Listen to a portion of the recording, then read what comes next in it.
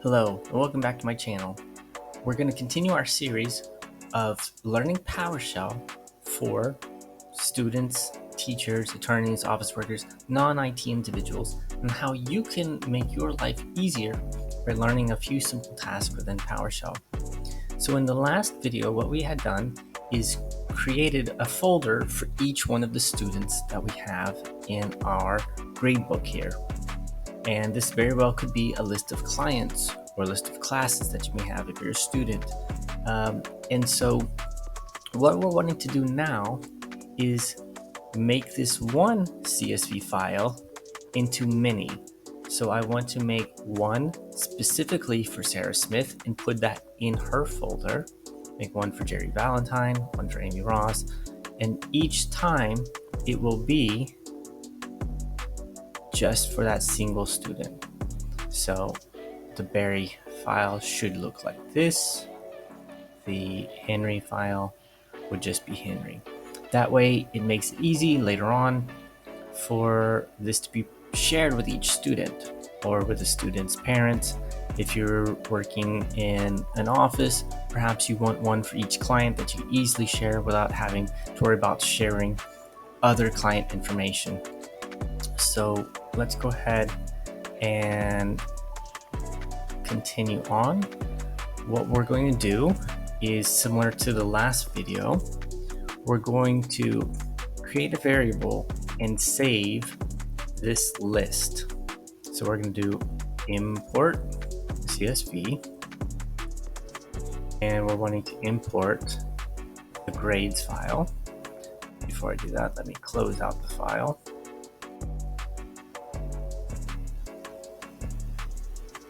There we go. Add this, and now it's saved in our variable A. If I type in A and look at this variable, sure enough, it's exactly as we had seen the prior time. Similar to our last video, we're going to go ahead and create a list of the students. So let's get the variable students. We're going to have this equal to A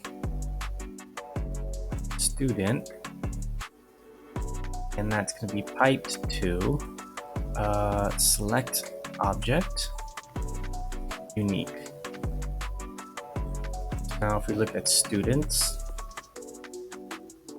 we can see our list of students in the order that they were listed. Last video, we had saved students with select sort object, which made them in alphabetical order. So this are the same individuals, just in a slightly different order than last video. Again, select object or sort object with unique will give you that single list. Similar to the last video, we want to go ahead and do for each.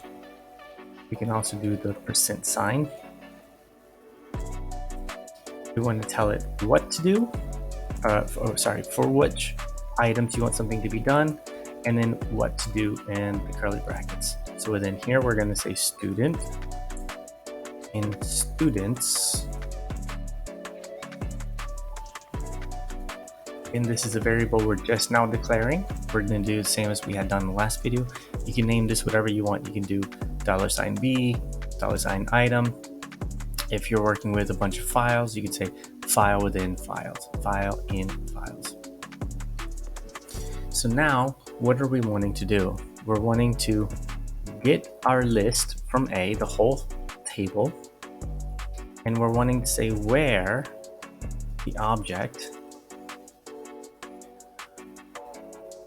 is something. So now let's cover what this $_ is, or it would also be called PS item. What is this PS item? Well, whenever we look at this list, each one of these would be considered an item. This row is an item, this row is an item, this row is an item, and it's going to start, and it's really going to consider this first portion, especially if we're going to designate that as what we're looking for. So let's pretend this was a get child item and we had a bunch of file names, we would then maybe look at the name of each item to compare something, or you can compare the links or the extension. So here we're going to do the PS item, and we're going to specifically say student. So we're going to use that dot notation, and we want this whenever it is equal to something. So for where object, you will also want to put everything in the curly brackets, because this is signifying, the curly brackets signify that you're doing some type of calculation operation logic. So we're going to have where the student is a match to the variable student, the same one that we have over here. So where the object student is equal to student. Let's just press enter right now and see what happens. Well, we can see we're doing the list, but now the list has become sorted, and it's sorted in this order. So it's saying for the first student in student, Sarah Smith, let's go to A, and everywhere that it is the student's name, the student is equal to student here, we are going to put in the name and all of the info. Then it's going to move to the second one, the third one, fourth one, fifth one, sixth one. So now we want, instead of just showing what this is, we want to create a CSV file. So we've not created a CSV file on this channel before. So let's take one step back and let's look at A again. A is that full list. Let's simply export this, Export-CSV, and let's call it example.csv, and just do it basic, default, no changes at all, and let's hit enter. We now have this brand new one that was just created, and if I open this up, you can open it in Excel, Office Libre, Notepad, however you want to open up your CSV file. You can see by default there is this one extra heading at the top. It says type, and it says system management automation PS custom object. This is the object that we had saved as variable A. Well, this is not very helpful to me. Every single time I would just want to go ahead and delete it, so then I can have the file the way I would want to just get started. So rather than having to do that manually each time, we're going to add in one more parameter, and you'll see down here it says no type information. So if I do that, let's do this again. We have example again, but it has been updated, and whenever I open this up, you can already see in the preview, but we'll open it up all the way, that column has now been removed. So every single time I do an export, I always make sure to put in no type information. If you're working with CSV that is going to have special characters, not special characters as in punctuation, but something in the Russian script, one of the Indian scripts, Asian scripts, you will want to make sure that you're using encoding in UTF-8. So if you're working for a multinational organization with clients all around the world, and they may have some of their names in their local language, you're likely going to want to do encoding 8. So I normally do, but for this, we will not need to do so. So let's go ahead and go back to where we were earlier. So we had said for each student in students, we have the A and the where object, where it was able to give us everything organized. We're going to add in one more pipe. So after the where, we will now say export CSV, So first thing that we're going to want to do is tell it where to save. If I don't give it a path, just like I had not earlier, it's going to save it in the same folder we're in, which is classroom. That's not what we're wanting. We're wanting it to save within each of the folders that we have here. So Allie George will have her export under her own name. So let's do the path.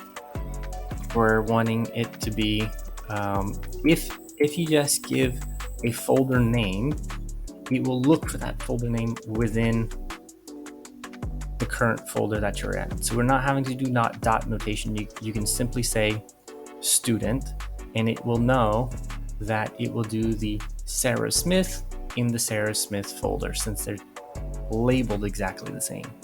Now we're not wanting to just leave it there. We need to say what is the file called. So we can say student again .csv. All of this in quotations, and let's type in load type information. Let's hit enter. We have an error, and that's because of the parentheses I had done. Let's remove those.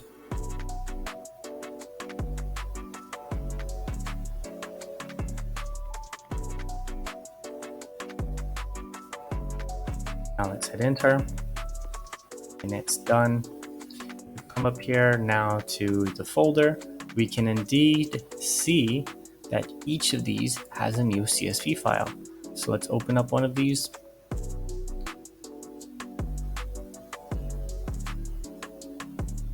We can see the preview right here. I will open it up all the way. That now we have the student assignment and grade just for the student that we're in, and it has conveniently been saved with the name of the student. So now you can go ahead and put in all of their other files, their homework, their assignments, their exams in here, and this is nice and ready for your parent-teacher classrooms. Or if you're with a client, you can now easily open up just their information and show them. This is something really helpful to make one spreadsheet into many separate ones based on what you're wanting, the criteria you're wanting. So I'm hoping that this is helpful. We covered many different topics for each. We did the pipe to go from one aspect of PowerShell, putting that output into a new input. We have done where object, we have done exporting CSVs, importing CSVs, declaring variables, many topics. So we'll continue to build upon this, and I will show you more and more how this is helpful and how I use it in my daily career and how you can use it in your daily career too. So I'm hoping you found this helpful. If you did, please give it a like. That really helps. Please leave a comment down below with any questions you may have or any other topics you want to see. And if you want to see more videos like this, please hit subscribe so you can check out my new video. Thank you for watching.